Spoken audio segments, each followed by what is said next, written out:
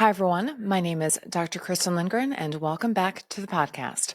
This week, we will be discussing the dark side of NSAIDs, why your harmless painkillers are wrecking your body.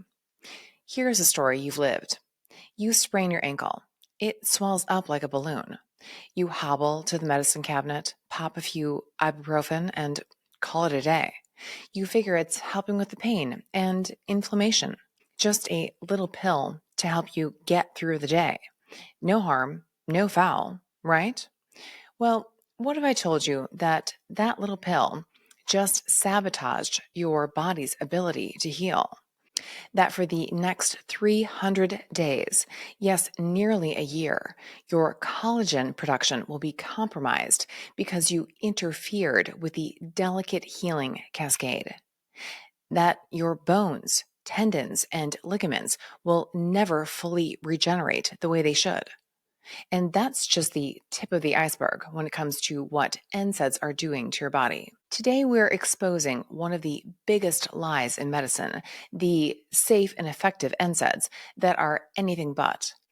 Buckle up. The NSAID problem, why they're not just harmless painkillers.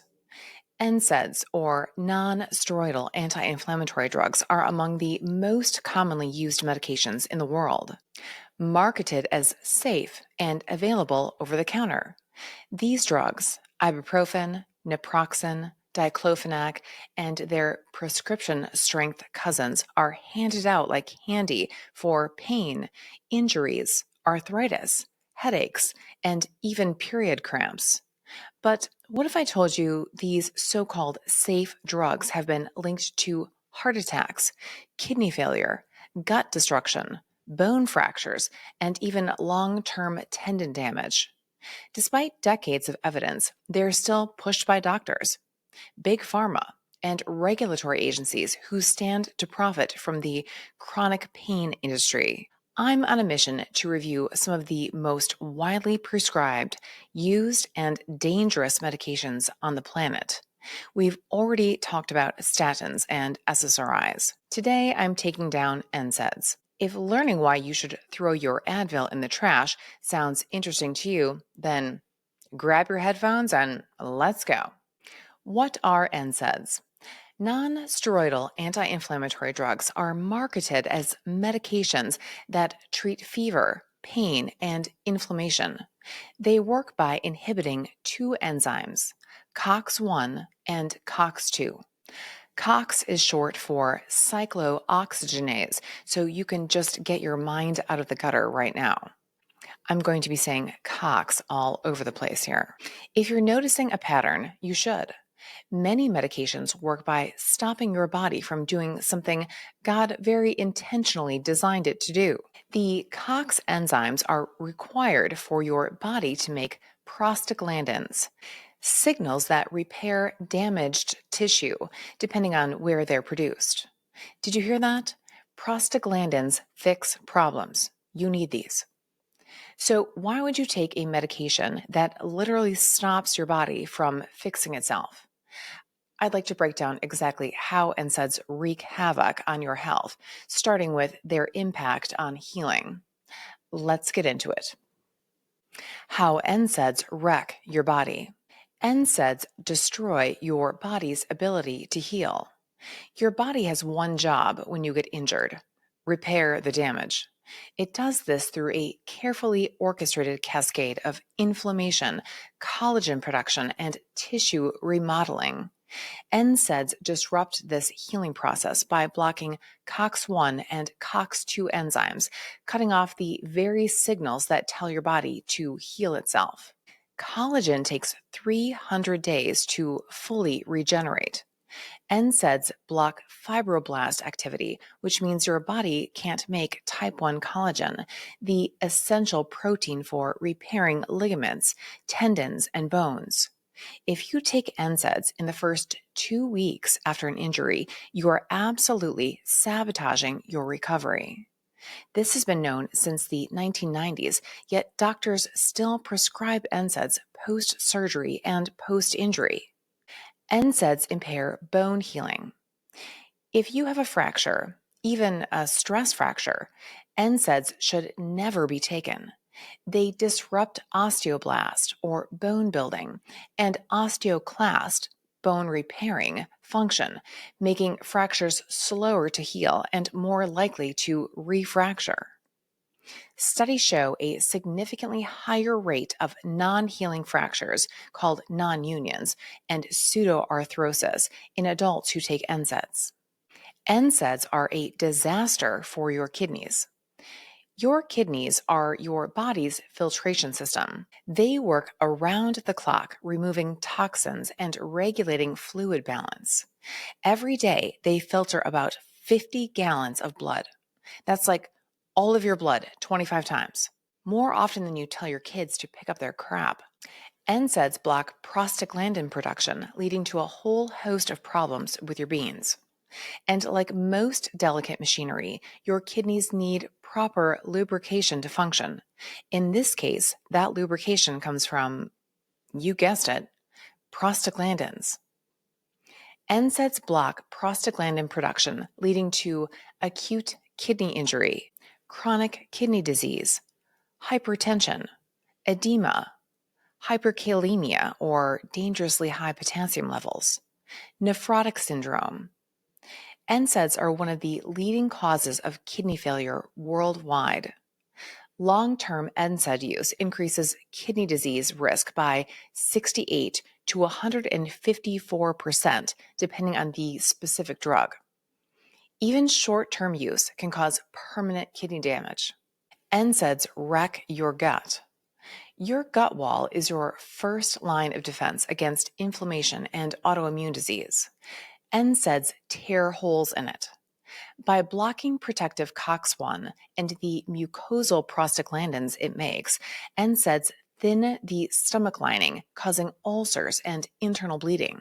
NSAIDs also increase intestinal permeability, also called leaky gut, leading to inflammation and immune dysfunction.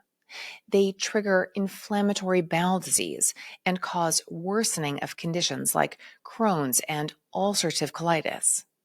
NSAIDs are the leading cause of gastrointestinal bleeding. If you cut your finger, you can just take another finger, apply pressure, and the bleeding will stop in a few minutes. If you tear a hole in your gut by taking NSAIDs, no one puts a finger on it to stop it from bleeding. It just bleeds and bleeds and bleeds.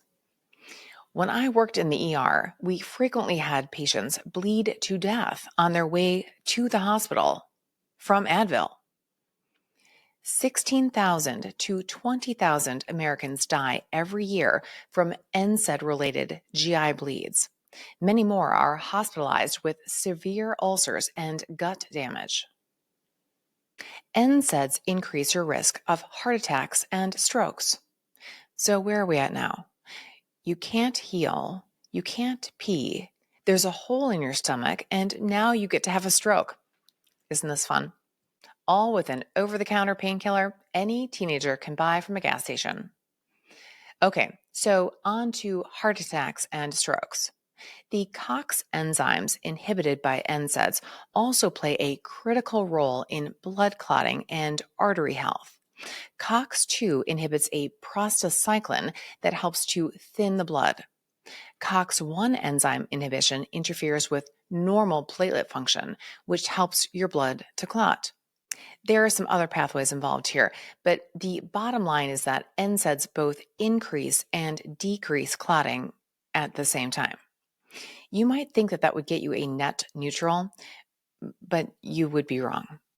Add this strange bleeding, clotting situation to some sodium and water retention from abnormal kidney function to an increase in blood pressure, and we have the perfect setup for a heart attack or a stroke. A major study found NSAIDs increased heart attack risk by 24 to 58%. Certain NSAIDs, like diclofenac, increased stroke risk by 326%. Okay.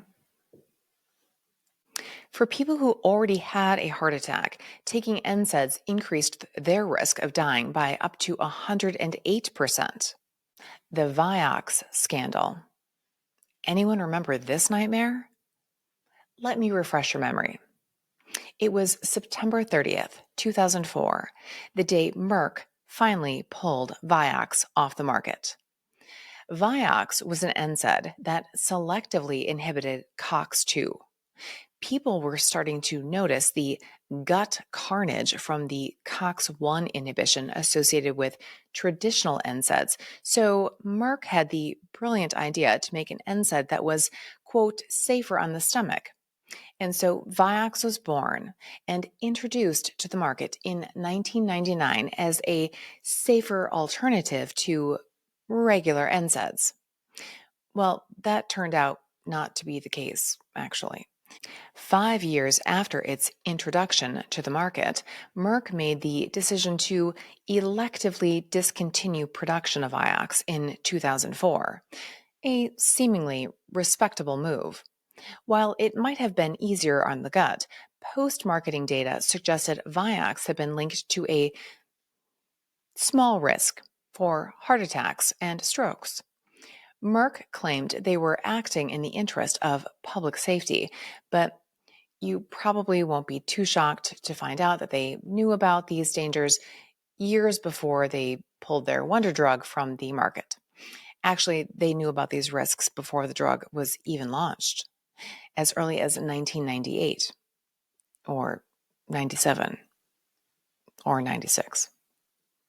Merck's internal studies showed an increased risk of heart attacks in patients taking Vioxx, something they would obviously investigate, right? Something that would halt the drug launch? No? Do you remember the drug Vioxx? It was Yes. an arthritis drug. I have a friend who had a stroke after taking Vioxx. Yeah. So, I got a letter from a mother whose child died. 17-year-old child died from taking Vioxx, 8 samples of Vioxx. Well, that's nice. In 2000, a major study known as the Vigor or Vioxx gastrointestinal outcomes research trial showed a 500% increased risk of heart attacks in Vioxx users compared to patients taking naproxen. 5 times the risk, 5 times the heart attacks. In spite of pre- and post-marketing data clearly showing a warning signal for both heart attacks and strokes, they sold the drug anyway. Merck poured $500 million into advertising Vioxx, making it one of the most aggressively marketed drugs in history. Within its first year, 25 million Americans were taking Vioxx. Worldwide, 80 million prescriptions were written. And then people started dying. This report estimated that nearly 28,000 excess cases of heart attack and sudden cardiac death had been caused by Vioxx. I must emphasize to the committee that this is an extremely conservative estimate. FDA always claims that randomized clinical trials provide the best data. If you apply the risk levels seen in the 2 Merck clinical trials, Vigor and Approve, you obtain a more realistic and likely range of estimates for the number of excess cases. This estimate ranges from 88,000 to 139,000 Americans. Of these, 30 to 40% probably died. For the survivors, their lives were changed forever. Well, Vioxx is gone, but the rest of them aren't. We've known for decades that NSAIDs cause permanent kidney damage, heart attacks, fractures, gut destruction, and tissue degeneration. Yet they remain widely available and are still recommended as first-line treatment by doctors for pain management, arthritis, sports injuries, and even post-surgical recovery. Chronic pain is a multi-billion-dollar industry. If NSAIDs actually healed injuries, patients wouldn't need more drugs, surgeries, and procedures. And if they didn't cause the devastating side effects they've been well established to cause, well, the system wouldn't generate any money from treating those things either. There's no money in wellness. Big medicine is big business. Better approaches to pain management. Be cautious of all NSAIDs. There are so many safer options for pain management, inflammation, healing acceleration, and regeneration. Instead of relying on dangerous drugs, consider regenerative therapies like cellular regenerative therapies and peptides that restore tissue integrity. Nutritional support like curcumin, boswellia, omega-3, magnesium, and CBD that reduce inflammation naturally. Neurological support like low-dose naltrexone or LDN to retrain the pain response. Red light therapy and infrared sauna support mitochondria and reduce inflammation at the cellular level.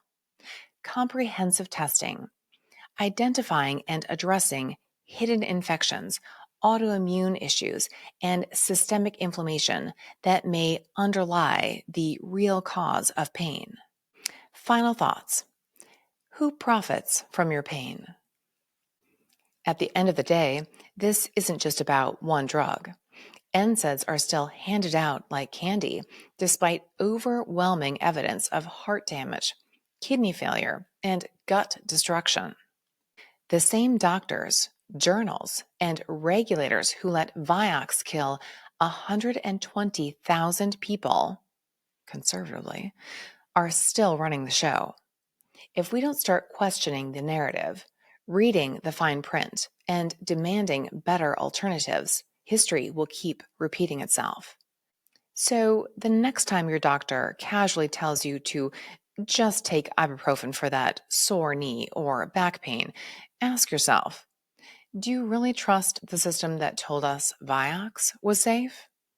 You don't have to be another statistic in the NSAID injury database. You don't have to wreck your kidneys, heart, or gut just to manage pain. And you definitely don't have to keep feeding a medical industry that profits from your suffering. Next time you reach for that bottle of ibuprofen, ask yourself, is it worth the risk? Functional medicine specializes in identifying the root cause of pain syndromes and suggesting natural, safe, and effective therapies to manage it. If you're interested in learning more about safe and natural ways to manage pain, then functional medicine is for you. I encourage you to leave a message in the comment section, check out our website at lindgren.health, or simply give us a call. Chronic pain medications of any type are rarely the answer. Thanks for listening, everyone. If you found this episode interesting or entertaining, please like the channel, subscribe, and share with a friend. I know it's annoying that I keep saying that, but those things really help us out.